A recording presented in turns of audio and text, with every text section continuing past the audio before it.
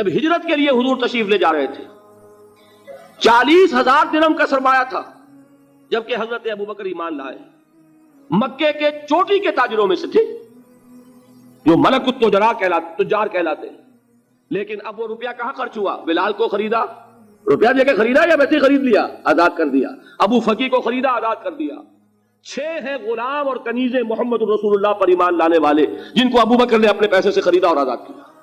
یہ روپیہ تو پگھل رہا ہے نا، اب جو تھوڑی بہت پونجی رہ گئی ہے، تو جب حضرت حضور ہجرت کے لیے تشریف لے جا رہے، وہ ساری پونجی اپنے ساتھ لے گئے، گھر والوں کو چھوڑ کر گئے۔ بوڑھا باپ اندھا ابو قحافہ، بعد میں وہ بھی ایمان لے آئے، اور یہ ابو بکر ہیں کہ جن کی 3 نسلیں ایک وقت میں موجود تھی مسلمانوں کی۔ ابو قحافہ مومن، ابو بکر مومن، اور ابو بکر کی اولاد مومن، عائشہ، اسما اور ابو بکر اور عبد الرحمن ابن ابی بکر۔ یہ کون ہے؟ تو 3 نسلیں جس کی بیک وقت رہی ہیں ایمان میں، وہ شاذ لوگ ہیں، ان میں ابو بکر ہے۔ لیکن یہ کہ اس وقت تک ابو قحافہ ایمان نہیں لائے تھے، والد نابینا تھے، تو والد ہے، بیٹیاں ہیں حضرت عائشہ، حضرت اسما، حضرت رضی اللہ تعالیٰ عنہما، بیوی ہے، کچھ نہیں چھوڑ کے گئے ایک پیسہ۔ جب باپ کو معلوم ہوا بیٹا چلا گیا محمد کے ساتھ صلی اللہ علیہ وسلم، سخت غصے میں ہے، بے تاب میں ہے، اب ہمارا کون والی وارث ہوگا؟ کون ہے ہماری خبرگیری کرنے والا؟ بیٹیوں سے پوتیوں سے اپنے پوچھتے کچھ چھوڑ کے بھی گیا کہ نہیں؟ ان کا ہاں ابا جان۔ کیا کیا انہوں نے؟ کبھی پڑھے ہیں واقعات؟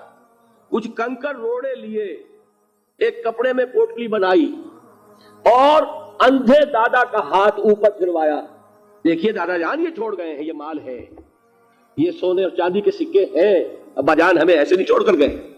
واقعہ کیا ہے کہ ایک پیسہ نہیں چھوڑا ابو بکر نے گھر والوں کے لیے، سب کچھ لے گئے کہ کیا پتا محمد کے ساتھ جا رہا ہوں، کس وقت کیا ضرورت پیش آ جائے صلی اللہ علیہ وسلم۔ تو یہ کوئی عقل مندی کی بات ہے؟ اپنے غریبانوں میں جھانکی آپ یہ عقل مندی کریں گے؟ کہیں چاہے نہ، یہ بات دوسری ہے، لیکن یہ کہ اس کو کون ہم میں سے عقل مندی کہے گا؟ اسی طریقے سے جب غزوہ تبوک کا وقت آیا ہے، وہ واقعہ تو بہت مشہور ہے۔ حضرت عمر فرماتے ہیں کہ اس زمانے میں میرے پاس اتفاقاً پیسہ بہت تھا، میں نے یہ سوچا دل میں کہ اس مرحلے پر تو میں ابو بکر سے بازی لے جاؤں گا۔ مسابقت ان میں بھی تھی، لیکن نیکی کی مسابقت، خیر کی مسابقت، انفاق فی سبیل اللہ کی مسابقت۔ تو میں نے سوچا کہ میں بازی لے جاؤں گا۔ میں نے کیا کیا، کل دولت جو تھی اس کے 2 حصے کیے، ایک حصہ گھر رکھا اور ایک لا کے حضور کی خدمت میں پیش کر دیا۔ حضور نے پوچھا کہ عمر گھر والوں کے لیے کچھ چھوڑا؟ کہ جی ہاں، نصف کیا میں نے، نصف اللہ کی راہ میں حاضر ہے، نصف چھوڑایا۔ ٹھیک ہے، اب وہ آئے ابو بکر، پوچھا حضور نے ابو بکر گھر والوں کے لیے کچھ چھوڑا؟ کہ نہیں، صدیق کے لیے ہے خدا کا رسول، بس گھر میں اللہ اور اس کے رسول کے نام کے سوا کچھ نہیں چھوڑا۔ یہی ہے نا، پروانے کو چراغ ہے، بلبل کو پھول، بس، اور صدیق کے لیے ہے خدا کا رسول، بس، مجھے گھر والوں کے لیے کچھ نہیں چاہیے۔ یہ کام جو ہے، تو یہ جن کا ہم اس وقت ذکر پڑھ رہے ہیں منافقین، ان کے نزدیک حماقت تھی یا عقل مندی تھی؟ یہ سمجھداری تھی یا بے وقوفی تھی؟ وہ ہے جو بات کہہ رہے ہیں کہ جب ان سے کہا جاتا ہے ایمان لاؤ بھلے لوگوں کی طرح جیسے دوسرے لوگ ایمان لائے ہیں، تو کیا کہتے ہیں؟ انؤمن کما آمن السفہاء الا انہم هم السفہاء ولکن لا یعلمون۔ آگاہ ہو جاؤ، اصل احمق یہ ہے، اصل بے وقوف یہ، انہیں نہیں پتا کہ حقیقت کیا ہے، نفع کیا ہے، نقصان کیا ہے۔ وہ جو بات میں نے سورۃ العصر میں بیان کی تھی، والعصر ان الانسان لفی خسر الا الذین آمنوا وعملوا الصالحات وتواصوا بالحق وتواصوا بالصبر۔ جس کے ذہن اور قلب پر یہ صورت کندہ ہو جائے گی، اس کے نزدیک عقل مندی یہ ہے کہ سب کچھ اللہ کی راہ میں لگا دو۔ جس کے دل میں یہ بات بیٹھی نہیں، اس کے لیے عقل مندی یہ ہے کہ بچا بچا کر رکھو، چھپا چھپا کر رکھو، سنبھال سنبھال کر رکھو۔ عقل مندی کا اس میں تقاضا کچھ اور، اس میں تقاضا کچھ اور۔ لیکن یہاں بھی فرمایا وَلَٰكِن لَا يَعْلَمُونَ، انہیں ابھی علم نہیں ہے اس کا۔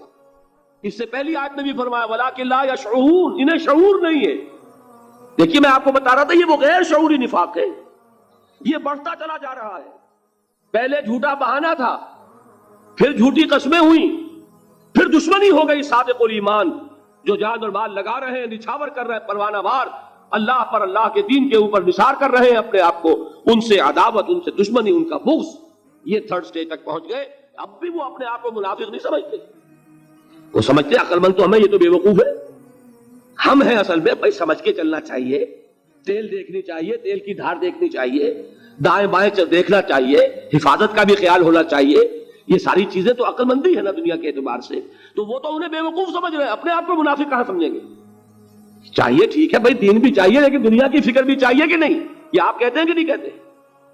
یہ تو بات آپ نے بہت دفعہ سنی بھائی، ٹھیک ہے دین بھی ہونا چاہیے لیکن دنیا بھی تو ہونی چاہیے کہ نہیں؟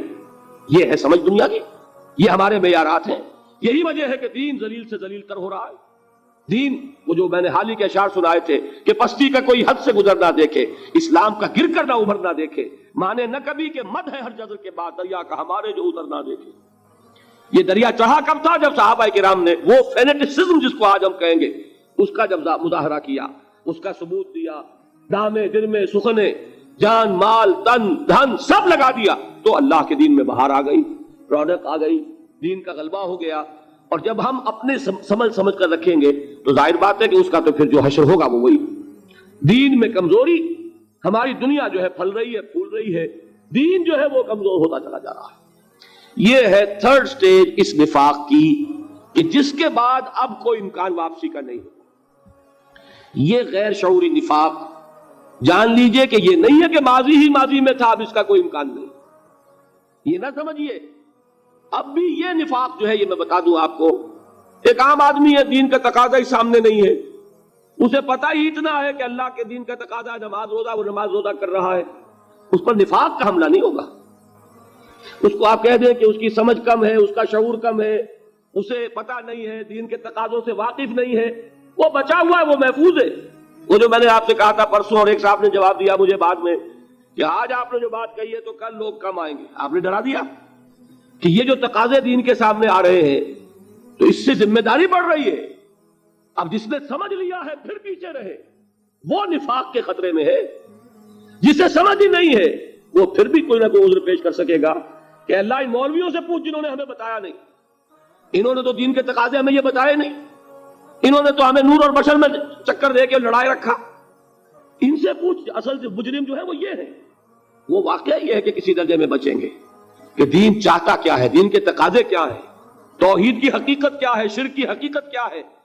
اس کی طرف اگر توجہ ہی نہیں دلائی جا رہی اور اس غریب کو پتہ ہی نہیں، اسے پتہ ہی صرف یہ ہے کہ کھڑے ہو کر سلام پڑھنے میں اتنا فائدہ ہوتا ہے، وہ پڑھ رہا ہے بیچارہ، لہذا اس کا معاملہ آسان ہے بنسبت اس شخص کے کہ جس کے سمجھ میں آ گیا ہو، بات اس نے پالی ہو. دین یہ چاہتا ہے، دین اپنا غلبہ چاہتا ہے. علامہ اقبال نے غالب پر ایک جو نظم لکھی ہے باغ درا میں ہے، اس کا ایک شعر بڑا پیارا ہے.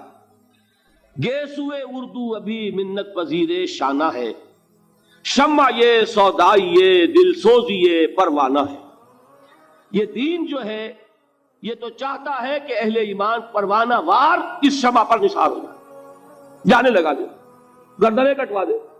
وَلَا تَقُولُوا لِمَنْ يُقْتَلُ فِي سَبِيلِ اللَّهِ أَمْوَاتٌ بَلْ أَحْيَاءٌ وَلَٰكِن لَا تَشْعُرُونَ. اور اگر اس سے پیچھے ہٹیں گے، قدم پیچھے ہٹا نہیں کہ نفاق کی زد میں آئے نہیں.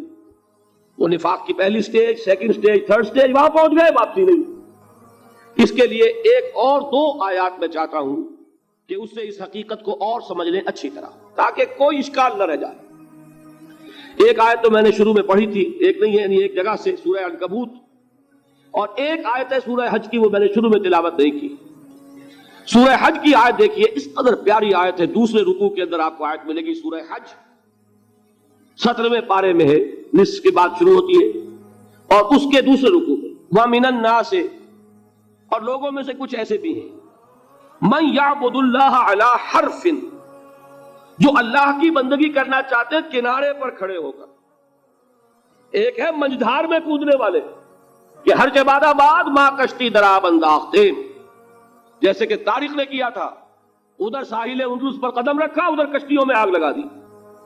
کہ کسی کے دل میں خیال ہی نہ آئے کہ واپسی بھی ہے، کوئی کسی کے ذہن میں سوال ہی پیدا نہ ہو کہ اب گھر واپس جانا ہے. طارق چمر کنارہ اندلس سفینہ سوخت، گفتند کارے تو جو رہے عقل و خرد خطاست. دیکھیں وہی عقل اور بے وقوفی والی بات آ گئی. لوگوں نے کیا یہ طارق کیا کیا، عقل مندی کی روح سے تو یہ غلطی کی تم نے.